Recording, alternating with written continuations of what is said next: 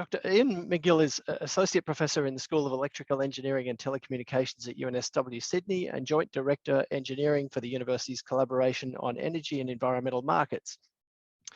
Iain's teaching and research interests at UNSW include electricity industry restructuring and the Australian national electricity market, sustainable energy generation technologies, hydrogen, distributed energy resources, energy and climate policy, and environmental regulation. SEAM undertakes interdisciplinary research in the monitoring, analysis, and design of existing and prospective and future energy and environmental markets and their associated policy frameworks. Brings together UNSW researchers from engineering, business, science, law, and social sciences.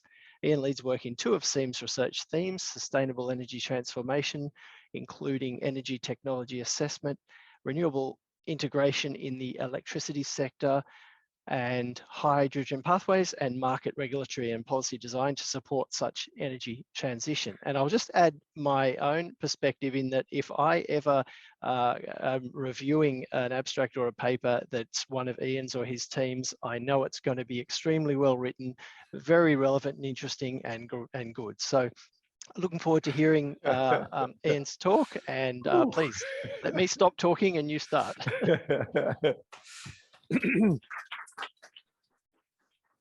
Okay, can everyone hear me all right?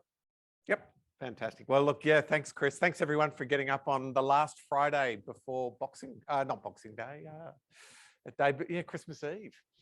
And thanks, Mark, although I have to say your presentation was a bit of a downer in terms of where we're at. But pessimism of the intellect. It's very important that we really look face on at the scale of the challenge we face. But optimism of the will. So much we can do if we apply ourselves towards it. So yeah, I was asked to speak on the Australian national electricity market and whether it's fit for purpose in delivering clean energy transition. And okay, let's think about clean energy transition. I think Mark's obviously covered this off really well. If we consider the International Energy Agency, that rat bag of green activists based in Paris, they put out this year net zero by 2050, a roadmap for the global energy sector. And this is what they say we need to think about with electricity. The first thing is we've really got to grow the electricity sector because we've got clean options in it. So we need to move loads out, say transport, we need to get it off oil, and we need to move it to electricity. Same with a lot of industrial applications. So electricity industry's got to grow, particularly emerging market and developing economies. And at the same time, we need to completely transition from the current fossil fuel dependence of that industry over to an industry that's almost entirely powered by renewables. That's our challenge. There may be carbon capture and storage, maybe nuclear, but it's almost exclusively a renewable story. So that's the scale of the challenge. Now for Australia, energy intensive economy, rich economy, high per capita emissions and electricity consumption. You can look at that and say, okay, well, we've got to do more over a faster time frame. Okay, so that's the clean energy transition. We're thinking fit for purpose, national electricity market. Okay. What is the national electricity market? Well, if you Google images, national electricity market, this image may pop up. And that is not a market. That's a physical power system, okay? That runs from basically northern Queensland, runs under Bass Strait to Tasmania, and then west to, ends up here at what used to be certainly the world's largest uranium mine, Olympic Dam. So it's a large interconnected power system. It's not a national system, of course, with the NT and WA.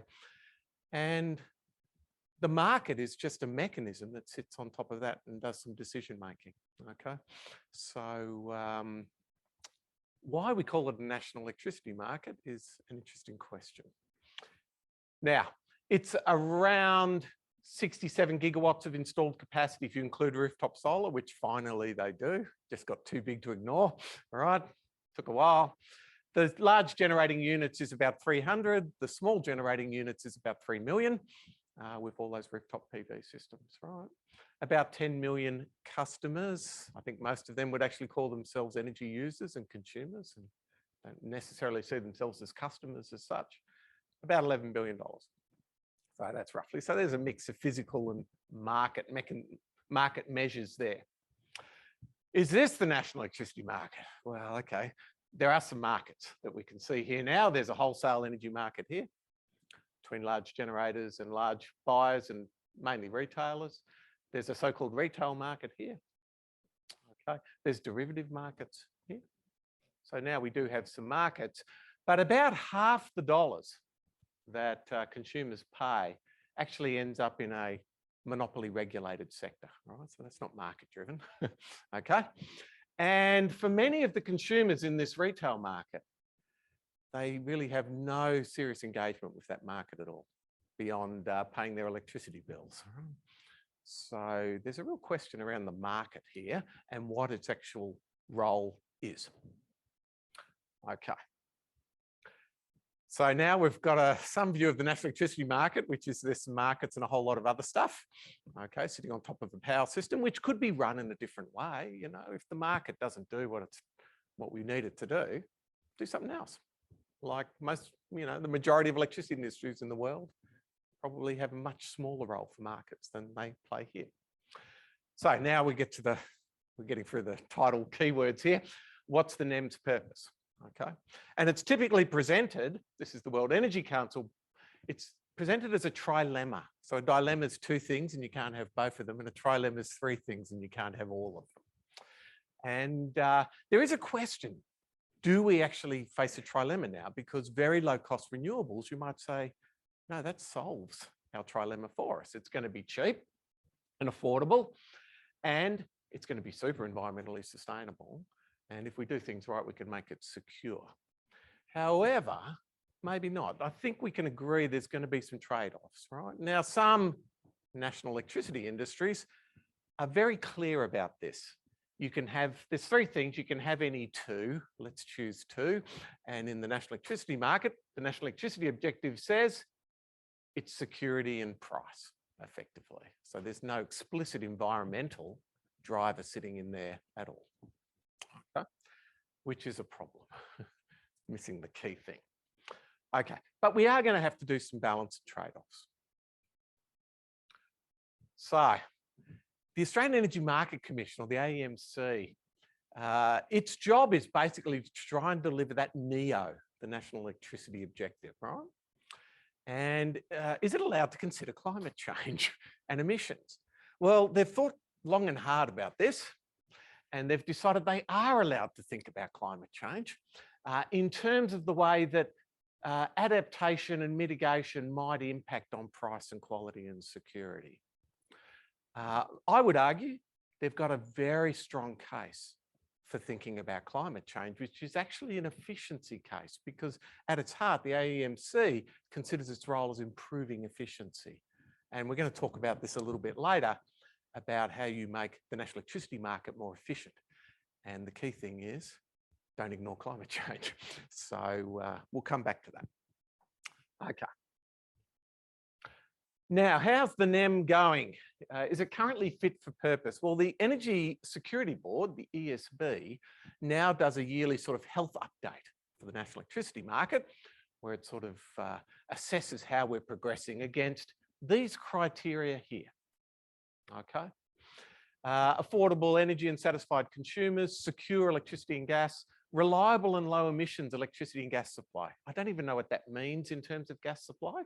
Maybe they're talking about hydrogen. I don't think so. I don't quite know why they're considering them together. You might consider them separately and talk about how the emissions are going. But investment in networks. But here, it's also really interesting, effective development of open and competitive markets. And here's an interesting thing, right? We should be judging the NEM on whether it can deliver affordable, secure, reliable and low emissions electricity services, okay? There's some pretty serious challenges in parts of this, critical, moderate, critical. Okay, we've got a problem. Okay, you can see generally things are getting better, but they're confusing two things.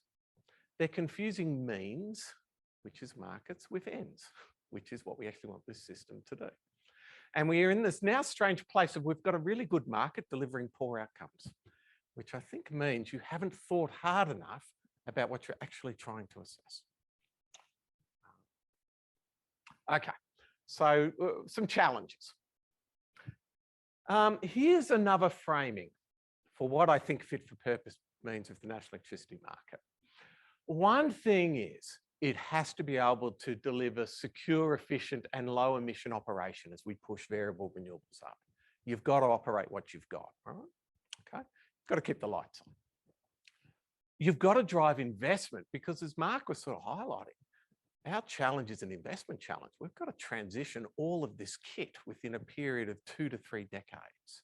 And so our key things really around investment, the right sort of investment, right? And then the third one, which I think is worth adding is, the other thing we should be thinking about for the national electricity market is it delivering high societal consensus? Is it creating a social license for change? Is it trusted? Does the public believe that this market is operating in its best interests for now and for its kids' interests, right?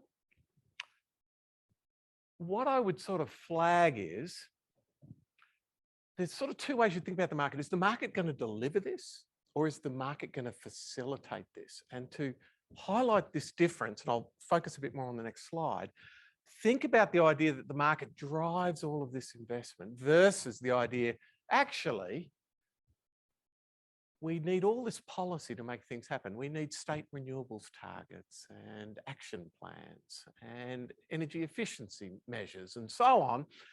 And that's sitting external to the market as such. The job of the market is to facilitate it, to make sure all these other policies work, right? And we're looking for comprehensive and coherent and really robust response. It's not enough to say, well, we think the market will deliver this, so let's just motor on. It's like, that's not good enough. We have to deliver this transition.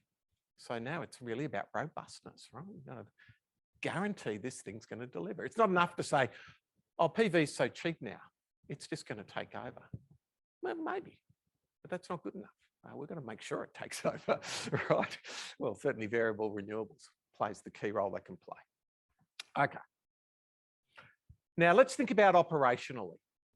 The first thing I think that's worth flagging is the national electricity market's actually kind of on the leading edge of gigawatt power systems integrating wind and solar penetrations, okay? So we're now at around 25% and it's heading higher, wind and solar, in terms of energy delivered in the national electricity market. This is from the ANU's work, Hugh Sadler, those of you who know him. And if we look around the world, you know, the yellow line here is wind and solar and PV.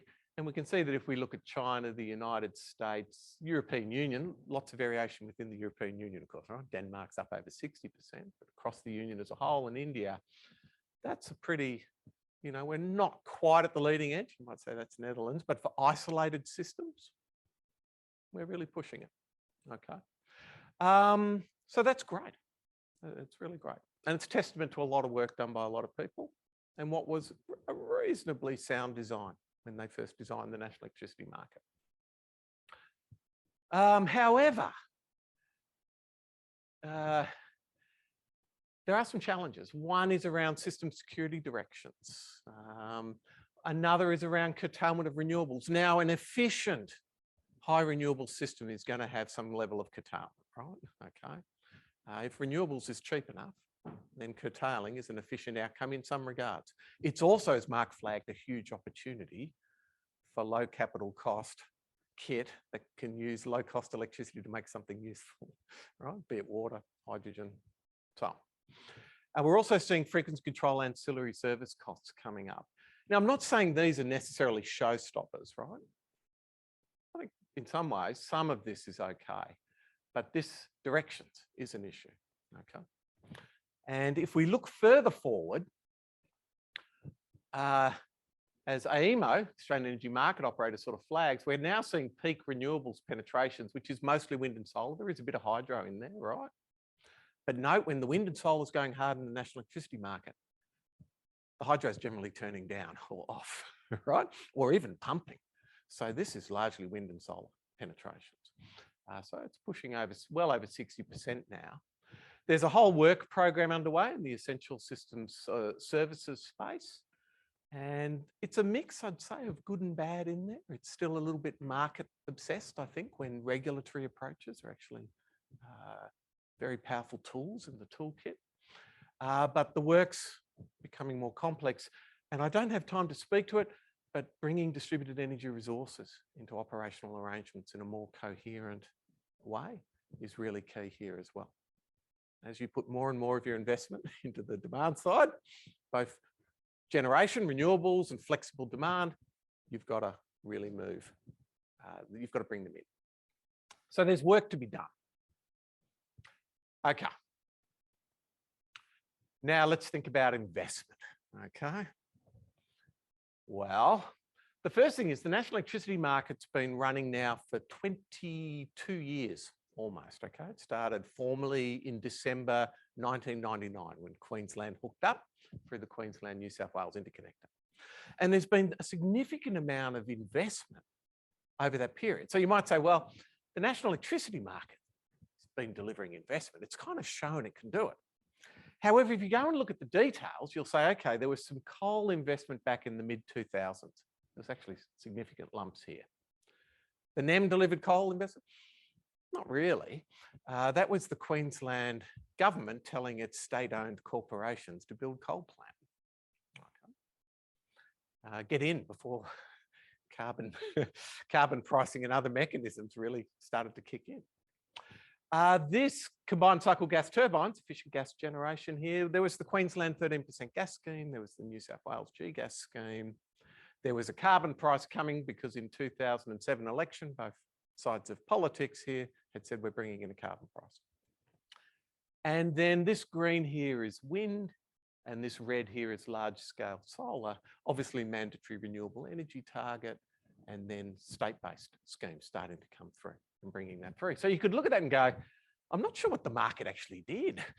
Maybe its key role was to facilitate policy measures that we brought in.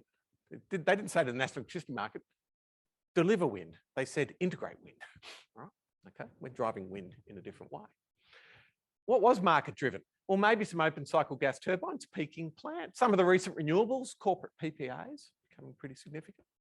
And then these plant exits, that probably is market, right? Okay, as they found the market getting, the plants were getting old as well. So coal, retirement of coal plant. Okay, just keeping an eye on time here.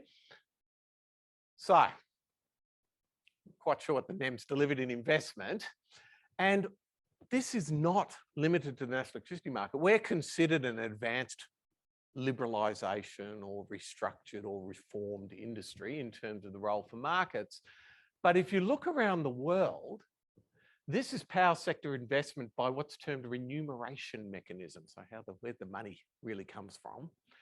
And you can see that regulated networks, distributed generation under tariffs, rooftop PV as an example, regulated networks, all that transmission and distribution investment, regulated contracted utility scale generation, so PPAs, renewable energy targets, and so on. Wholesale markets delivering investment globally, 3%. It's actually falling. So you might say to yourself, has the ESB got this question right about what the NEM should be thinking about in terms of investment? Okay. Really, its key role looks to be facilitation. Your job is to make sure we can get all this renewables in. Yes, let's do it efficiently, but the main objective is get the renewables and all of the enabling technologies that we need in. That's your job. Unfortunately, that's not how they see their job right now, as I interpret it, okay, and others. So we end up with the Energy Security Board talking about things like capacity mechanisms, right? One of the early versions of their proposed capacity mechanisms was titled by opponents Coal Keeper, right? Here's a capacity mechanism which is about keeping existing coal plant in for longer by providing financial payments for these services that they provide. Is that what we want to be doing when we've got 2 decades to transition our electricity industry. Questionable, right? Now they're revisiting it. I think we're making progress. I think the ESB is really moving along in thinking about this. And the issues raised by the renewable energy investors has been so critical in pushing back on this stuff. And so, for example, New South Wales and Victorian state governments basically looked at what the ESB put forward and said, nope, we won't back it because we're trying to do a transition here. Right? So we're making progress, but we've got to keep pushing on. Now, I sort of flagged this before, and now I want to sort of come back to it in the way that the ESB and the Australian Energy Market Commission could actually try and rethink the way they think about design, market design, okay? Because we do have a design task ahead. The first point is that we have an externality problem for markets. So traditional market economics, it's basically markets 101, is that if there are externalities, if there's costs and benefits associated with market outcomes that aren't priced in the market, they're called externalities, right? So if you don't have a carbon price in your electricity industry, you've got an externalities problem, right? Okay. And the traditional view was carbon pricing was the way to bring those externalities into the market. Now, carbon pricing, I'm not going to advocate for a carbon price here. Happy to chat about it later. But what I am going to flag is, here's the problem. If you're a market designer and you've got an electricity market which has major externalities, you can try and improve the efficiency of the market and actually make it worse. And the reason is what is called the principle of sub-optimization. If you've got a market, it's inefficient because it's not pricing externalities. It's not thinking inherently about emissions associated with different generation technologies. And you say, I'm going to improve it. I'm going to do locational pricing for renewables so that it's a more efficient location of new renewables projects. You might actually make things worse. And here's how you might make things worse. Okay. We now are on the latest iteration of the Energy Security Board's transmission access and pricing reform, which is now called the congestion management model. Before that, it was COGATI, Coordination of Generation and Transmission Investment, right? And clean energy investors have made the point that this has been really problematic for getting projects in. There's all this work on pricing models. That means there's uncertainty for investors. There's all these questions that come up. And what happens then, of course, when you add risk and uncertainty to project development, it gets more expensive, okay? Higher returns required because investors are facing more risk, but it also adds delays, right? Because people sit back a bit. Well, what's going on? So, can the Australian Energy Market Commission improve locational efficiency through this? Yeah, they probably can. And there's estimates out there somewhere between 1% to 3% efficiency improvement. But here's my calculation. If with all of this, you've delayed 2 gigawatts of renewables by 2 years, and that is not an unreasonable estimate of the delays associated with what's been going on. Okay, and then we think about the emissions that we're going to now see that otherwise we wouldn't have seen because the renewables hasn't been built, so it's other plant running. And if we think about what's called the shadow carbon price, the price of damage that a tonne of CO2, and social cost of carbon is a very problematic area. But that number, to the extent we could estimate, is high. It's a big number. What might have happened is that transmission access pricing reform might have popped another 10 million tonnes into the atmosphere. And if you price that at $90 a tonne, which is conservative for the social cost of carbon, that's $1 billion basically of added cost globally and for Australia. Take it, we're part of the global community. So is all that work on transmission pricing making us more or less efficient, right? Okay. It's actually, I would argue, in many ways, taking the market backwards. So, more work to do. Okay. Also, the investment framework for distributed resources is very problematic, right? Okay. This is the reform program that the ESB has for distributed energy resource implementation plan. Dynamic operating envelopes, technical standards, all these things that they're going to do. I find it very hard to read where all of this is going. There's a lot of pieces moving, but there's clearly some risks, right? The good news, we're recognising the key role that energy consumers play in clean energy transition. In many ways, they will be the major investors.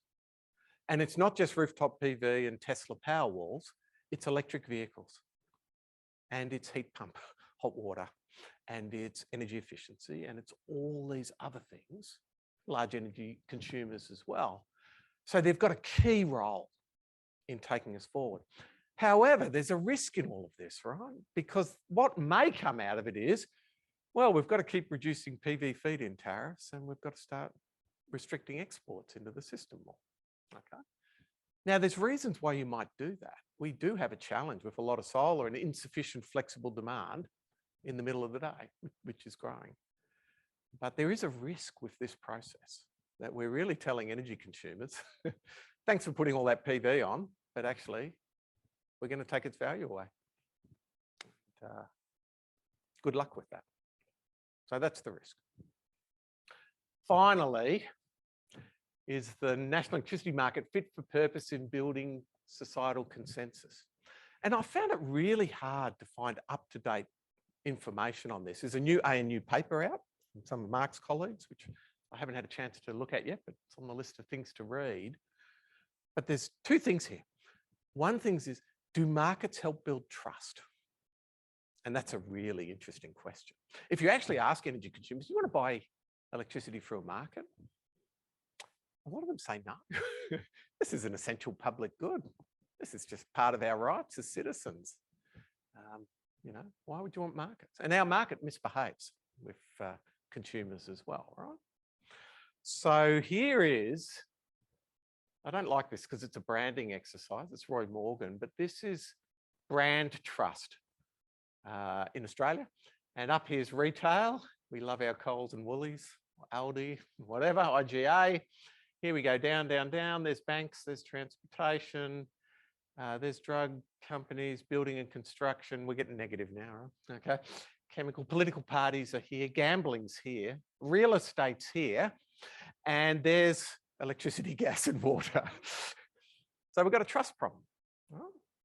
And we've got to bring the public along on energy transition. So are we thinking enough about building the trust that where the public says, I trust you. This is going to be painful. We're going to take some risks. This will not be straightforward, but it's something we have to do. And I trust you to do right by me and us and our communities and so on as we try and take it forward. Now, look, it's a mixed bag because if you look at the Energy Consumers Australia work, surveying households, confidence in the market is climbing. So last slide. Conclusions. Much to be optimistic about with clean energy transition. The scale of change over the last 5 years is absolutely extraordinary. And everyone who slaved away in those PV labs a decade back, how many people slaving away in labs doing that sort of work get to change the world? Right? It's extraordinary. But there's so much more to be done. This is just the start. Something Mark was really highlighting. Is the NEM fit for purpose? I don't think so. But I think it could be made fit for purpose, but I think its key role is facilitation. We need the other drivers. The state governments are carrying the load right now. We need more.